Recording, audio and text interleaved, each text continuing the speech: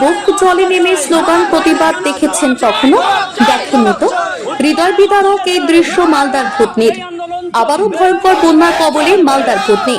প্রথম পর্যায়ে 1 মাস এবং দ্বিতীয় পর্যায়ে টানা 10 দিন জলবন্দী ভূতনির 3টি অঞ্চলের প্রায় 2 লক্ষ মানুষ।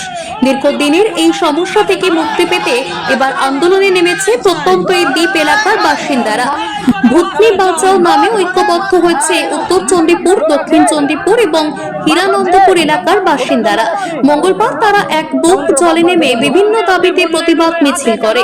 গঙ্গার ফুলাহার নদীতে বালির বস্তার পরিবর্তে কংক্রিটের স্থায়ী বাঁধ নির্মাণ, ন্যায্য ক্ষতিপূরণ সহ 4 দফা দাবিতে গণস্বাক্ষর সহ জেলা শাসকের ডেপুটেশন কর্মসূচি নিয়েছে তারা।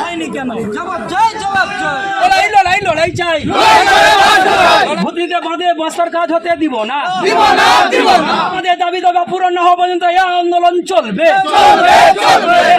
তখন আমরা চাইছি আরসিসি ঢালাই করবেন এবং ফারাক্কা প্রজেক্ট নইলে এলএনটি কোম্পানি ছাড়া কোনো কাজ হবে না। এই দুটাই কাজ, এই দুটাই এলএনটি কোম্পানি না হলে ফারাক্কা প্রজেক্ট এখানে আমাদের কাজ করুক।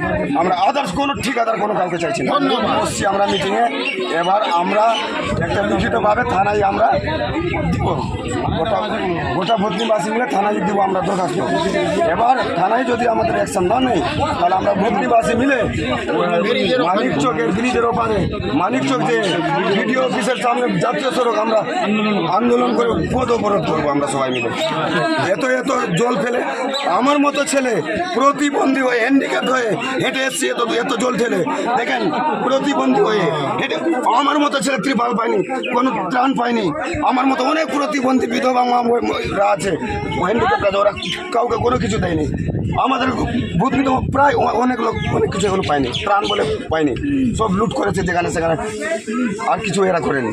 ঠিক আছে, ধন্যবাদ। আগামী পর্বে যে ভূতনি আন্দোলন, ভূতনি বাঁচাও আন্দোলন হবে, সেটার সঙ্গে কি আপনারা যুক্ত থাকবেন? হ্যাঁ অবশ্যই, আমরা সবাই আছি, ভূতনিবাসী সবাই আছি, ভূতনি বাঁচাবার জন্য আমরা সবাই আছি। ভূতনিবাসীকে নিয়ে আমরা যেখানে দরকার পড়লে আমরা এখান থেকে মুখ্যমন্ত্রী নবান্ন পর্যন্ত আন্দোলন করে যাব। হেঁটেই যাব নবান্ন পর্যন্ত সবাই ভূতনিবাসী, যেহেতু আমাদের বাড়ি চলে যাবে, আমরা বেঁচে চলে যাব।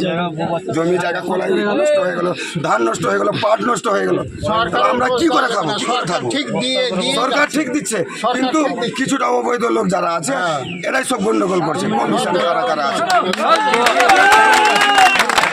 এই যে বস্তার কাজগুলো হচ্ছে সেগুলো কি ঠিকঠাক ভাবে হচ্ছে? না না, বস্তার ভিতরে বস্তা পাওয়া যাচ্ছে, বস্তার ভিতরে বস্তা পাওয়া যাচ্ছে, অনেক বস্তা 7-8টা বস্তা পাওয়া যাচ্ছে অবৈধভাবে। এখন কেন কাজ করবে? শুকনো মরশুমে কাজ করতে পারে, এখন কেন এত টাকা লুট হচ্ছে? আমরা শেষ কথা, আপনারা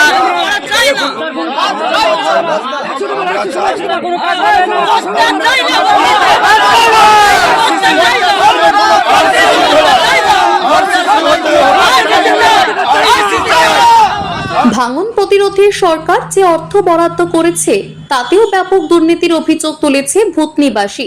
কংক্রিটের বাঁধের পরিবর্তে দেওয়া হচ্ছে বালির বস্তা। অভিযোগ 2020 সালে ভূতনির কালুটন তোলায় গঙ্গা নদীর বাঁধ ভেঙে নদীগর্ভে তলিয়ে যাওয়ার পর সেই বাঁধ আজ অব্দি স্থায়ীভাবে নির্মাণ হয়নি, যার কারণে ওই ভাঙা অংশ দিয়ে জল ঢুকে বারবার প্লাবিত হচ্ছে ভূতনি। ইতিমধ্যে 4 জন বিভিন্নভাবে মারা গেছে।